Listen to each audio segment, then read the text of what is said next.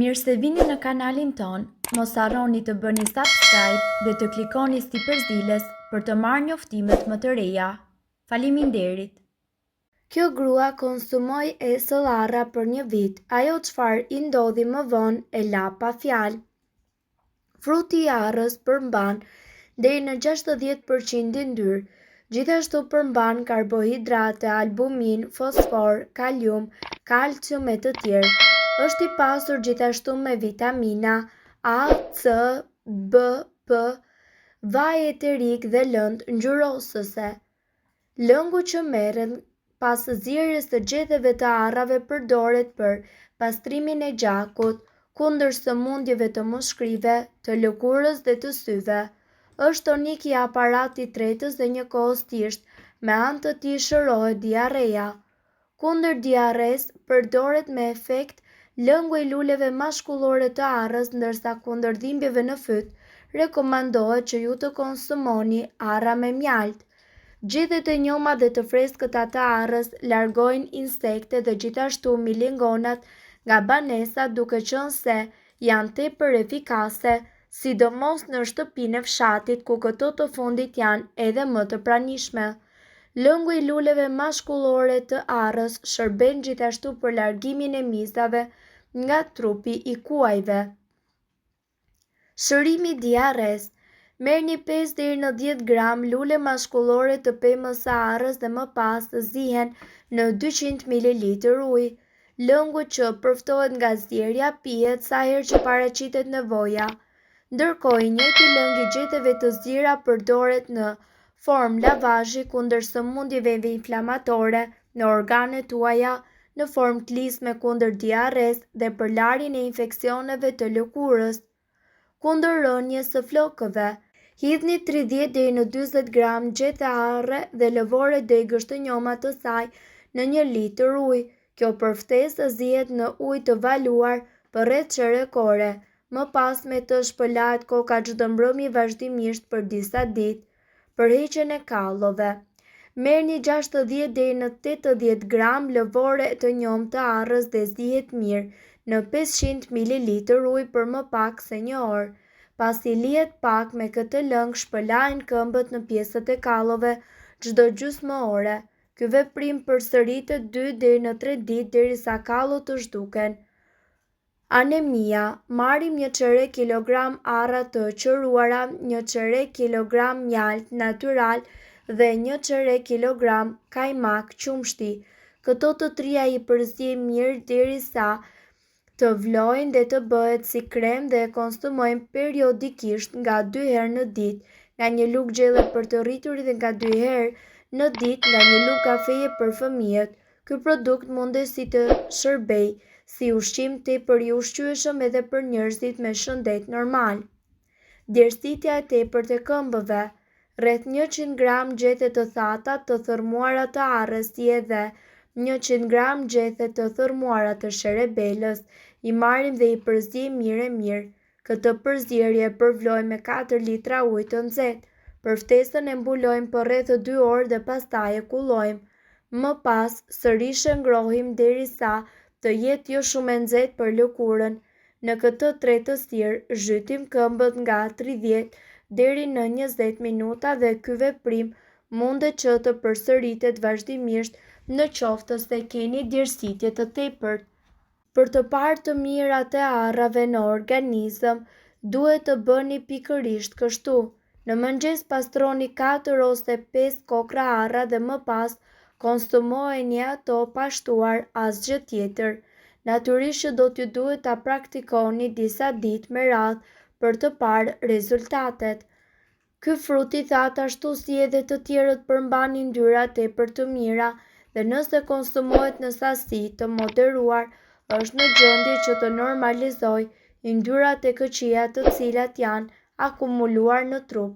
Pastrimi nga këto yndyra jo të mira mbron nga sëmundjet kardiovaskulare dhe gjithashtu ndihmon në përmirësimin e qarkullimit të gjakut si edhe nivelit të kolesterolit. Gjithashtu, arrat janë mjaft të mira duke qenë se përmbajnë shumë lëndë ushqyese të rëndësishme, veçanërisht acide yndyrore omega-3, të cilat janë thelbësore për shëndetin tuaj optimal. Nga ana tjetër, megjithse ato janë veçanërisht të shëndetshme, janë shumë të mira edhe për lëkurën tonë. Konkretisht, mundet që të parandaloj plakjen e parakohshme. Ngrënia e disa arrave në ditë mundet që të ndihmojë në mbrojtjen e lëkurës tonë nga plakja dhe ta ndihmojë atë që të duket më e re për një kohë më të gjatë. Arrat janë gjithashtu të pastura edhe me vitaminën B, e cila mundet që të zvogëlojë pigmentimin e lëkurës dhe të ndihmojë gjithashtu trupin tuaj që të prodhojë qeliza të reja dhe të shëndetshme të lëkurës. Nga ana tjetër, mban lëkurën tonë të hidratuar. Marrja e mjaftueshme e omega-3 është jetike për shëndetin e lëkurës tonë dhe ajo gjithashtu ndihmon edhe në balancimin e prodhimit të vajit, eliminimin e toksinave dhe gjithashtu nga ana tjetër ndihmon në mbrojtjen e lagështisë që i nevojitet lëkurës tonë për të qëndruar e lëmuar dhe pa rrudha.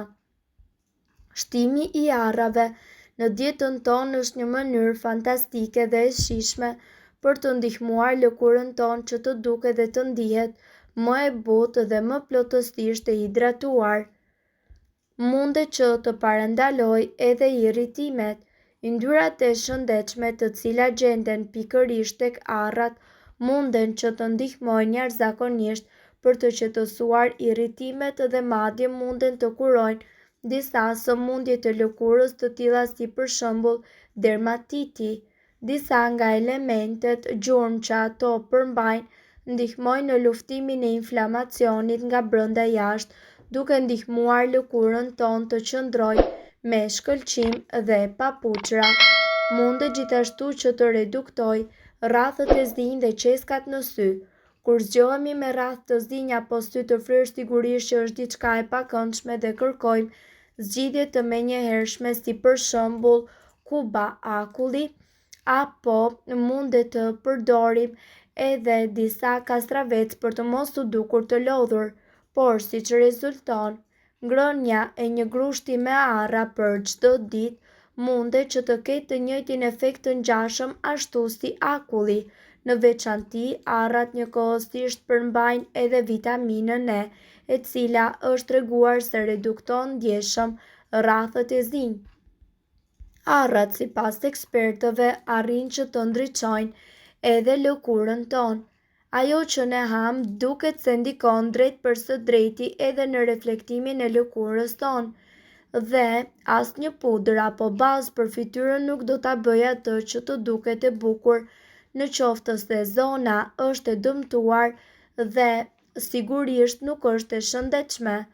Ngrënia e arrave ushqen në zorët tona dhe kjo bën që të promovohen baktere të shëndetshme, të cilat njëkohësisht janë tepër të rëndësishme për tretjen dhe po ashtu për shëndetin tonë të përgjithshëm.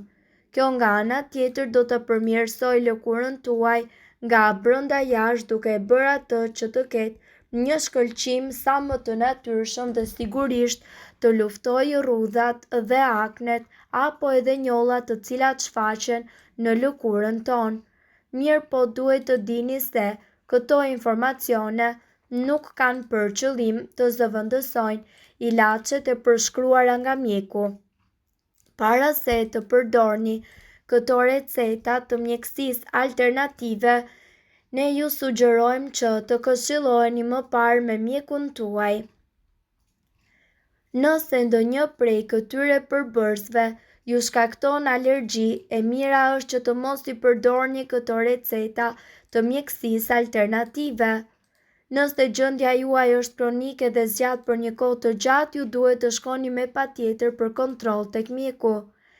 Nëse doni të dëgjoni videot tona që ne postojmë çdo ditë, kliko subscribe. Ju ftojmë gjithashtu të bëni like në videot tona nëse i keni dëgjuar dhe pëlqyer ato. Faleminderit që e pat videon ton. Shpërndajini këtë video në profilin tuaj në mënyrë që të informohen edhe shokët tuaj. Faleminderit!